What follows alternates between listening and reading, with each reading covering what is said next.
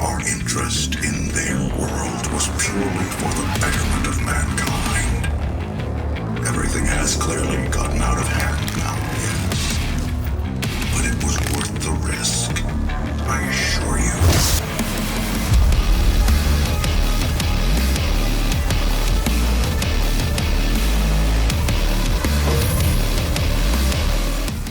Blasting through demonic enemies with comically overpowered guns, ripping out a bull demon's tooth and violently shoving it into his eye socket as a finishing move, and slashing through an imp right down the middle with a chainsaw, gleefully turning him into half the imp he used to be. These are just a few of these savagely brutal and insanely fun things you'll be doing during your time in 2016's Doom reboot. It's an over-the-top power fantasy that managed to strike a chord with younger gamers and older ones alike, and thusly saw a level of success both critically and commercially few games that year were able to even dream of. Gaming certainly has its classics. Resident Evil, Need for Speed, Mortal Kombat, and Minecraft all could be considered the cultural representatives and leaders of their respective genres. But within this family of iconic games resides a much darker, demented granddaddy of a game that countless other games owe everything to: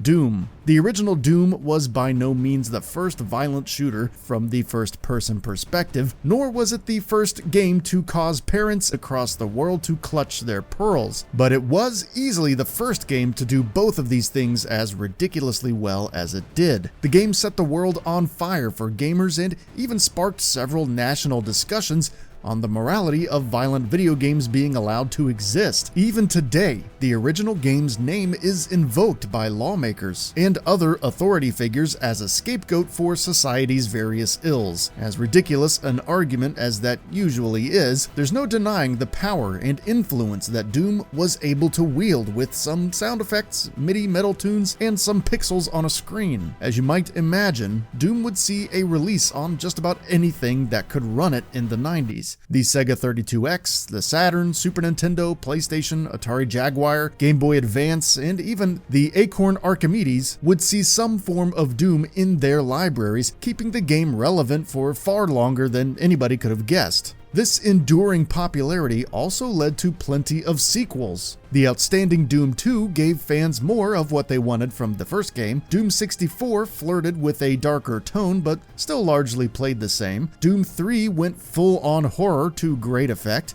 And finally, in 2016, Doom would get the full-on reboot treatment from id Software with Bethesda's backing. And what an unapologetically insane trip down homicidal lane it would be. Firstly, and most immediately apparent, is Doom 2016's dedication to the violence of the original. In a day and age where many developers are spending massive sums of time and effort to avoid controversy, 2016's Doom runs right at it with a chainsaw in one hand and a shotgun in the other. I personally wouldn't have blamed id Software for toning Doom down a bit to be more realistic, or perhaps taking another direction with the gameplay altogether, as many reboots tend to do, but thankfully they did no such thing and completely ran with the idea of the original to the furthest blood-soaked extent possible. Enemies often filled the area as they relentlessly attacked you and hurled various projectiles your way. As in the original game, it's up to you to leap, strafe, and smash your way through them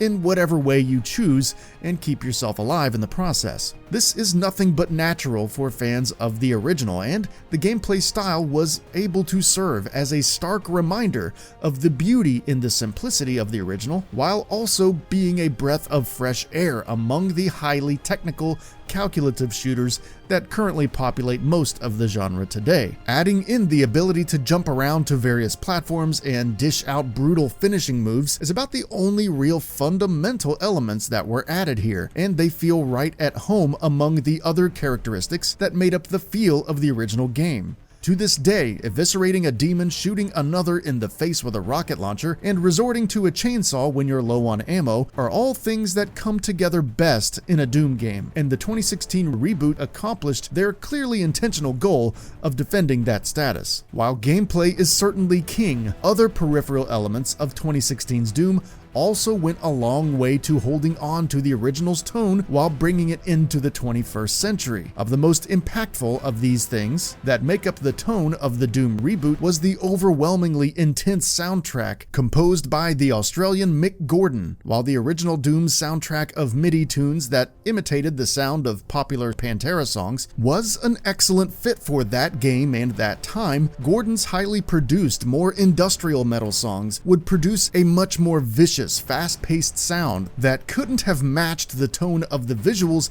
any better than it did. Thrashing metalcore drums, stylish guitar and bass parts, with some slick electronica thrown in here and there, were a perfect mix to drive the player through the game's non-stop rush of violence and its jaw-dropping hellscapes. It's a soundtrack so good that one wonders why Bethesda wouldn't include a CD soundtrack with the game, and it's a huge reason the reboot stood out among other shooters at the time. The visual department of 2016's Doom was no slouch either. While more and more of today's games are gaining enough power from consoles to deliver outstanding visuals at good frame rates, Doom 2016 still stands tall among them by somehow wielding highly detailed graphics at a sharp 1080p resolution and fairly reliable 60 frames per second on the base PlayStation 4, while a dynamic resolution on the Xbox One often fell below that to maintain the frame rate. It still looked good on that console too, as you would likely be too busy ripping through demon guts to notice the resolution shifting around. The only console that made any real concessions in this area was the Nintendo Switch, as that version had some muddier textures